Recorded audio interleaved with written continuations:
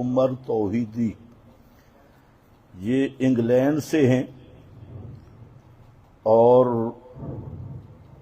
انہوں نے ایک سوال کیا کہ بعض مولوی حضرات وہ کہتے ہیں کہ من صلی علیہ عند قبری، یہ جو روایت پیش کی جاتی ہے کہ جو میری قبر کے پاس درود پڑھے میں سنتا ہوں اور دور والا پہنچایا جاتا ہے، تو توحیدی صاحب کہتے ہیں کہ بعض مولوی یہ کہہ رہے ہیں کہ اس کی ایک سند تو ہم مانتے ہیں جھوٹی ہے، اور وہ سند کس کی ہے؟ محمد بن مروان راوی جس سند میں ہے، تو کہتے ہیں یہ تو ہم مانتے ہیں یہ جھوٹی ہے، لیکن اس کی ایک اور سند بھی ہے، اور وہ ہے ابو شیخ کی سند۔ تو کہتے ہیں کہ وہ سند جو ہے وہ صحیح ہے، ہم اس کو مانتے ہیں۔ یہ بڑا اہم سوال ہے، اچھا سوال ہے۔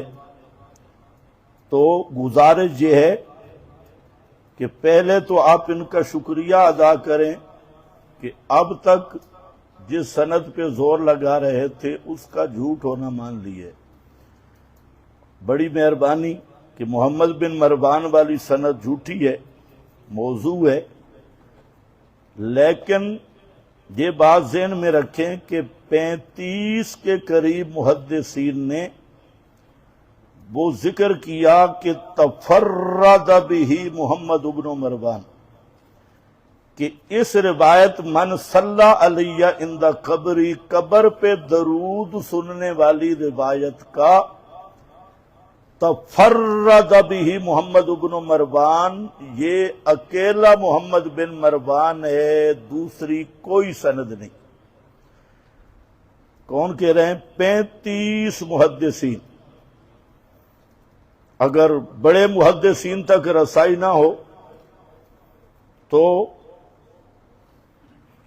ابن کثیر ہی پڑھ لینا، درود کی بحث ہے سورہ احزاب میں، تو حافظ ابن کثیر، اسی طریقہ علامہ ابن عبد الہادی، بڑے بڑے حضرات، حضرت امام اکیلی وہ فرما رہے ہیں لا اصل لہ عن الاعمش، اس حدیث کی اصل ہی کوئی نہیں، مڈ ہی کوئی نہیں۔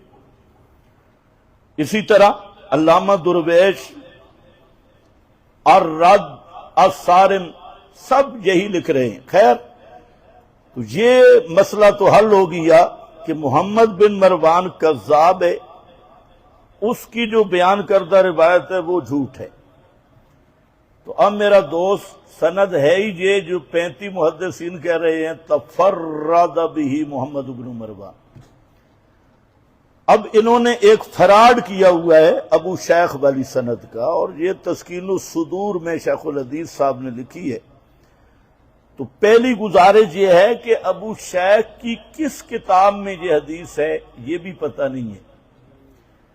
بعض ان کے لکھ رہے ہیں کتاب الثواب ہے، بعض لکھ رہے ہیں کتاب الصلاۃ ہے، اور دنیا کے کسی مکتبے نے آج تک وہ کتاب شائع نہیں کی۔ جیسے روافض کا قرآن امام کے پاس ہے، تو ہمارے ان دوستوں کی بھی وہ ابو شیخ والی کتاب اسی غار والے امام کے پاس ہے، وہ کتاب ابھی تک شائع نہیں ہوئی۔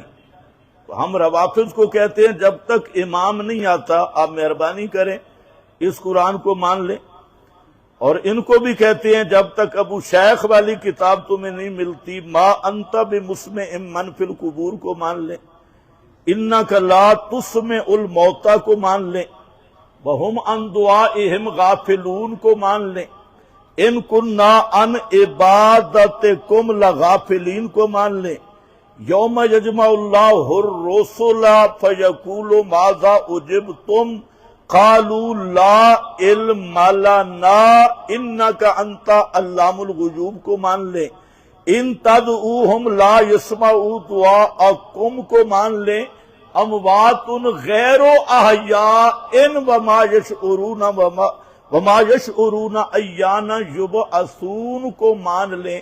مشورہ یہی ہے. اور جب ابو شیخ والی کتاب آ جائے پھر آپ کی مرضی اس کو مان لیں. تو بھائی یہ بالکل فراڈ کرتے ہیں یہ ہمارے دوست جو ہیں.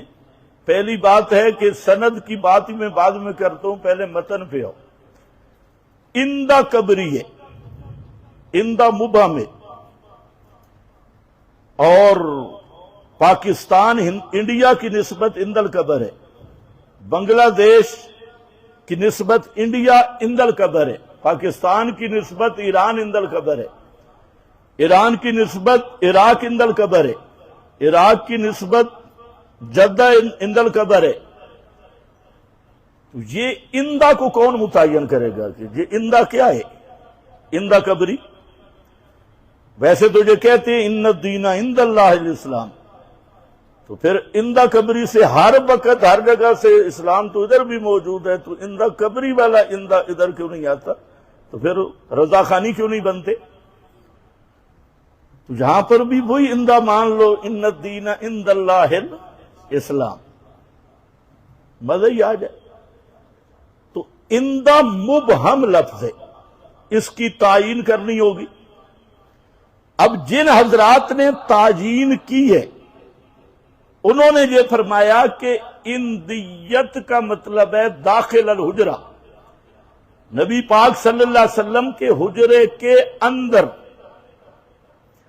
اور حجرہ بھی بند ہے، 4 دیواریں اور بھی ہیں، اور 3 دیواریں ایسی ہیں جن کا اندر دروازہ بھی نہیں. اور یہ جو موجودہ اہل بدعت قائل ہیں، یہ مسجد نبوی کی حدود میں جتنا پس درود پڑھا جائے، آپ کے مسائل ان کے حل کی 10ویں جلد میں یہی ہے، تسکین الاذکیاء میں یہی ہے، اور تسکین الصدور میں بھی ایک عبارت اسی طرح ہے کہ مسجد نبوی میں جتنا پس درود پڑھا جائے آہستہ آواز سے آپ سنتے ہیں، چاہے وہ مسجد نبوی یمن تک چلی جائے، وسیع ہو جائے. تو اب اند القبر کہاں ہے؟ موجودہ جو صورتحال ہے یہ اند القبر بنتی کوئی نہیں. اس لیے ائمہ نے لکھا ہے کہ وراء الجدار بعید ہے، وراء الحجرہ بعید ہے، اور وراء الجدار ابعد ہے. موجودہ صورت صرف دور بھی نہیں، ابعد دور کا بھی اس میں تفضیل ہے، دور سے بھی دور ہے. اور دور کے سما کا قائل تو یار بالاتفاق مشرک ہے، اب ہمارے ساتھ کیوں لڑتی ہو؟ تو پہلے اندیت تو ثابت کرو نا. لا یمکن الوصول الی قبرہ، آپ کی قبر مبارک تک جانا ممکن ہی نہیں. وہ تو دیواریں بند ہیں، اور جو زندہ ظاہر کھڑا ہوتا ہے آپ کی قبر، مسجد کا بھی وہ ادب ہے، آپ کے مجلس درس علم کا بھی وہ ادب ہے جو نبی کریم علیہ السلام لا ترفعوا اصواتکم فوق صوت النبی. تو ظاہر کی آواز تو آگے جو مولوی صاحب اور شرطا زندہ کھڑا ہوتے ہیں اس تک بھی نہیں پہنچتی. تو ہمارا سوال ہے کہ یہ سماع تحت الاسباب ہے یا فوق الاسباب؟ ہمارے نزدیک تو خود موت قاطع اسباب ہے.